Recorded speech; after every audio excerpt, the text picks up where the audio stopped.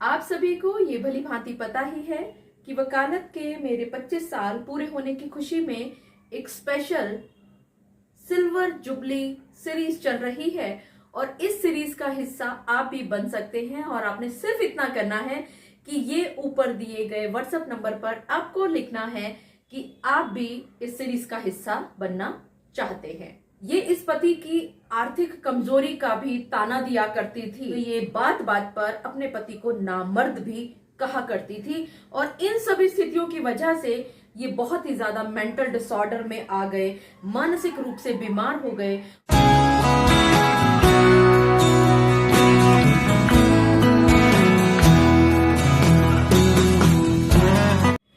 मेरे बहुत सारे सब्सक्राइबर्स मुझसे बार बार एक बात पूछ रहे हैं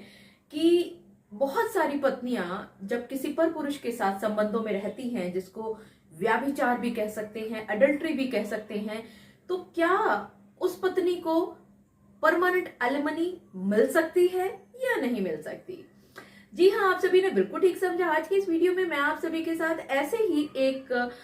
केस के बारे में जिक्र करना चाहूंगी जिसमें Punjab and Haryana high court ने एडल्ट्री में रहने वाली पत्नी को स्थायी गुजारा भत्ता देने से साफ साफ इनकार कर दिया। मैं एडवोकेट मोहिनी मोना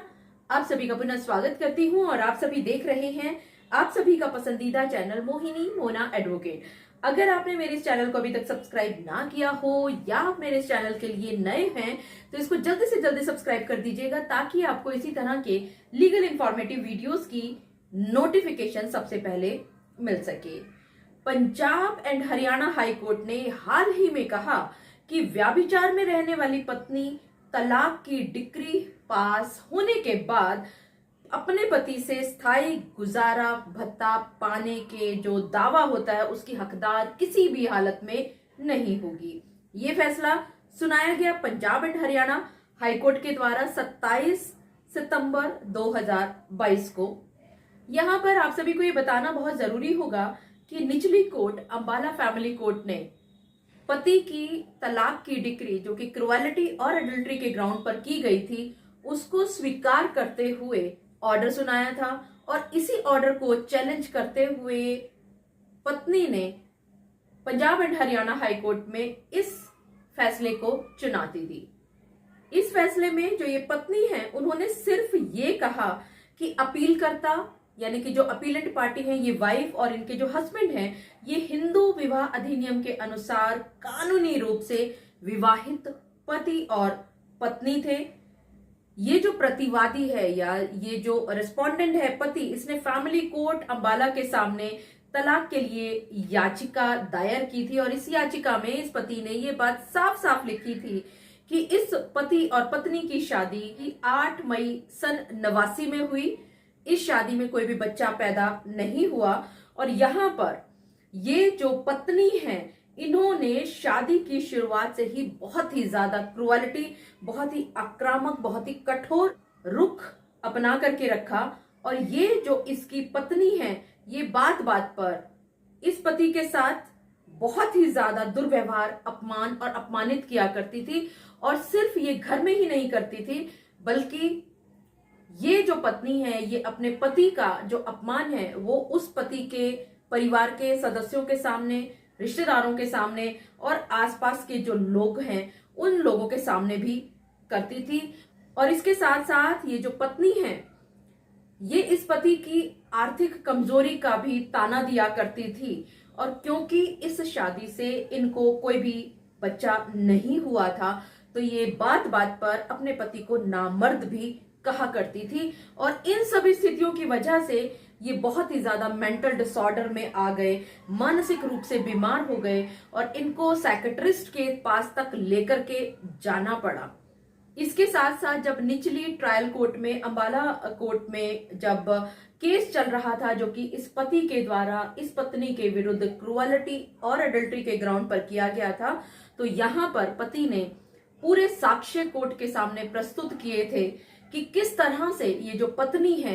ये एक जो रिस्पोंडेंट नंबर 2 है उनके साथ ये बहुत ज्यादा घनिष्ठ संबंधों में आ गई थी और इतना ज्यादा ये अपने उस व्यक्ति के साथ, पर पुरुष के साथ संबंधों में थी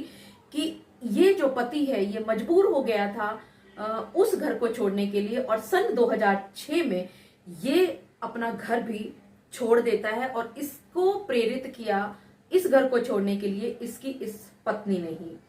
साथ ही साथ इस पति ने निचली ट्रायल कोर्ट अंबाला में ये भी बात रिकॉर्ड में लगाई कि ये जो पत्नी है ये रिस्पोंडेंट नंबर 2 के साथ अपने मोबाइल से कंटिन्यूअसली बहुत लंबी लंबी बातें किया करती थी। और ये बात भी साक्ष्य लगाए गए, एविडेंसेस के थ्रू ये बात बिल्कुल साबित की गई कि ये जो पत्नी है जब ये अकेली हुआ करती थी, इसके पति जब घर पर नहीं होते थे तो जो रिस्पोंडेंट नंबर 2 है ये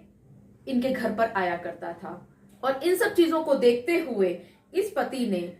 अपनी पत्नी के ऊपर क्रूरता और व्यभिचार को ग्राउंड बनाते हुए एक कोर्ट में तलाक की अर्जी दायर कर दी। जब इस तलाक की जो अर्जी पति के द्वारा दी गई थी, इसका नोटिस भेजा जाता है पत्नी के पास, और पत्नी इसमें जवाब दावा प्रस्तुत जब करती हैं तो वो हर एक उस एलिगेशन को मना करती हैं जो भी पति ने इस पत्नी के विरुद्ध लगाए थे। और उसके बाद रेप्लिकेशन जमा होती है और कोर्ट के द्वारा कुछ इश्यूज बना दिए जाते हैं, मुद्दे बना दिए जाते हैं कि किन किन मुद्दों पर ये केस लड़ा जाना है। पहला मुद्दा ये बनाया जाता है कि क्या ये जो पत्नी है ये रिस्पोंडेंट नंबर 2 के साथ व्यभिचार में थी, यानी कि एडल्ट्री में थी, गलत संबंधों में थी, और इस बात को साबित करना था इसके पति को। इसी तरह से रिस्पोंडेंट नंबर जो 1 है उसने, यानी कि ये जो वाइफ है, इन्होंने पति के साथ बहुत ज्यादा क्रूएलिटी की, अत्याचार किया, इसको भी साबित करना था पति को ही। और अगर ये दोनों मुद्दे साबित हो जाते हैं तो क्या इस पति को तलाक मिल सकता है। इसी के साथ साथ जो रिस्पोंडेंट थी, यानी जो वाइफ थी, उन्होंने कहा कि ये जो पिटीशन है ये मेंटेनेबल ही नहीं है। तो एक मुद्दा इस बात का भी बना दिया गया कि क्या ये पिटीशन जो है वो मेंटेनेबल है। इसको साबित करने के लिए कोर्ट में 7 विटनेसेस आए, बहुत सारे डॉक्यूमेंट्री एविडेंसेस भी लगाए गए। और यहाँ पर एक विटनेस जो कि इस पति महोदय का 21 साल पुराना दोस्त है, यानी जिस पर बहुत ट्रस्ट किया जा सकता है, उसने कोर्ट में ये गवाही दी कि एक बार जब वो इस पिटिशनर से, यानी कि जो हस्बैंड है, इस हस्बैंड वाइफ का जो डिस्प्यूट चल रहा था, उनसे मिलने के लिए इनके घर में जाते हैं तो ये पिटिशनर तो घर पर नहीं मिलता है, लेकिन ये जो पिटिशनर की वाइफ है, यानी जो रिस्पोंडेंट है निचली कोर्ट में, अंबाला कोर्ट में, वो और रिस्पोंडेंट नंबर 2 जिसको बनाया गया था, वो दोनों बेडरूम में न्यूड पोजीशन में, नग्न अवस्था में पाए जाते हैं। इसी तरह से एक और विटनेस गवाही में लाया गया था इस पति के द्वारा। वो इनके घर में काम करने वाली सर्वेंट थी और उसने ये बात कही कि ये जो रिस्पोंडेंट नंबर 2 है, जिसके ऊपर एडल्ट्री का एक लांछन लगाया है इस पति महोदय ने, तो उन्होंने कहा, यानी कि जो सर्वेंट है, उन्होंने कहा कि जब भी ये पिटिशनर यानी पति घर पर नहीं होता था तो ये रिस्पोंडेंट नंबर 2 रिस्पोंडेंट नंबर 1 से, यानी पत्नी से मिलने के लिए, जो इस पति की पत्नी है, उससे मिलने के लिए इसके घर पे आया जाया करता था और इनके बहुत ही ज्यादा कोजी रिलेशंस होने की बात इस सर्वेंट ने कही। इसी तरह से ये जो पिटिशनर हैं, जो कि पति महोदय हैं इस पत्नी के, जिनका केस क्रुएलिटी और एडल्ट्री के ग्राउंड पर नीचे अंबाला ट्रायल कोर्ट में चल रहा था, वहां पर इन्होंने जो डीएसपी है हरियाणा के, उनके द्वारा एक इंक्वायरी रिपोर्ट जो हुई थी उसको भी कोर्ट रिकॉर्ड में जमा कराया। और जो ये रिकॉर्ड कहता है और जो ये इंक्वायरी रिपोर्ट है वो भी ये बात कहती है कि इनका जो था एक एडल्ट्री का केस बिल्कुल क्लियर नजर आता है और बहुत सारे रिपीटेड कॉल्स के बारे में भी उन्होंने जिक्र किया। और इन सभी की वजह से ये जो पति है इसको एक्यूट मेंटल क्रुएलिटी हुई, यानी कि बहुत ज्यादा मानसिक प्रताड़ना इसको हुई, और जिसकी वजह से 22 मई 2006 को ये अपने घर को छोड़ने को मजबूर हो जाते हैं। और इन सभी चीजों को देखते हुए, सारे के सारे सबूतों को देखते हुए, डॉक्यूमेंट्री और बाकी चीजों को देखते हुए, ट्रायल कोर्ट ने ये जो पति के द्वारा जो हिंदू विवाह अधिनियम के अंतर्गत केस किया गया था 13(1)(1)(a) और 13(1)(1)(b) के अंतर्गत तलाक की जो डिक्री थी उसको मंजूर कर लिया, जिसके अंदर क्रूरता, और व्यभिचार दोनों की पुष्टि की गई। और इसी डिक्री की पृष्ठभूमि में, यानी कि इसी डिक्री को आधार बनाते हुए ये जो पत्नी है अपील करता है, इन्होंने पंजाब एंड हरियाणा हाईकोर्ट में इस केस के विरुद्ध, इस जजमेंट के विरुद्ध एक अपील दायर कर दी। और यहां पर आप सभी को बताना ये जरूरी होगा कि ये जो अपील फाइल की गई थी इस पत्नी के द्वारा पंजाब एंड हरियाणा हाईकोर्ट में, वहां की बेंच यानी कि पंजाब एंड हरियाणा की बेंच ने मना कर दिया और उन्होंने कहा कि ये जो अपील करता है, ये जो पत्नी है, ये इस रिस्पोंडेंट पति से स्थायी गुजारा भत्ता का दावा करने की हकदार किसी भी तरह से नहीं है। और कोर्ट ने इस निष्कर्ष पर पहुंचने से पहले इस केस को मीडिएशन में रेफर किया। मीडिएशन में ये केस फेल हो जाता है और उसके बाद ये जो बेंच है पंजाब एंड हरियाणा हाईकोर्ट की, ये भी इस एक्स्ट्रा मैरिटल अफेयर का जो ये फैसला दिया गया था,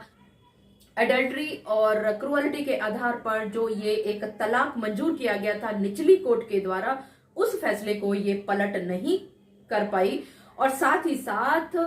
पंजाब एंड हरियाणा हाईकोर्ट ने भी ये प्रूव कर दिया, ये कह दिया कि जो वाइफ थी वो एडल्ट्री में रह रही थी, यानी कि किसी परपुरुष के साथ संबंधों में रह रही थी। और यहां पर एक क्वेश्चन खड़ा हो जाता है कि जिसकी वजह से ये पत्नी पंजाब एंड हरियाणा हाईकोर्ट में पहुंचती है कि क्या ये वाइफ परमानेंट एलिमनी पाने की हकदार है। यहां पर कोर्ट ने अपने निष्कर्ष को सुनाते हुए काफी सारे फैसलों का हवाला दिया और यहां पर पंजाब एंड हरियाणा हाईकोर्ट ने एक उस केस का भी वर्णन किया जिसमें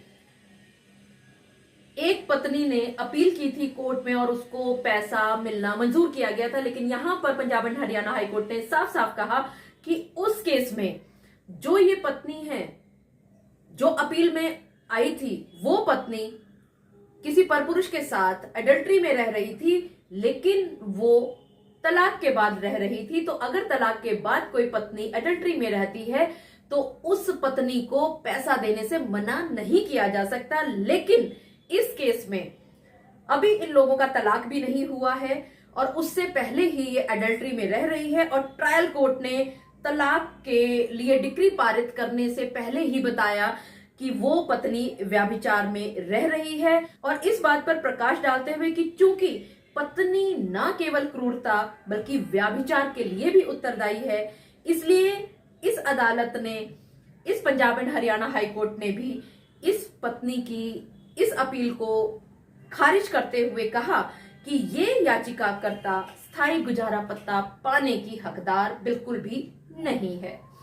मुझे पूरा विश्वास है कि आप सभी को मेरे आज के इस वीडियो के माध्यम से ये बात भली भांति पता चल गई होगी कि वो पत्नियां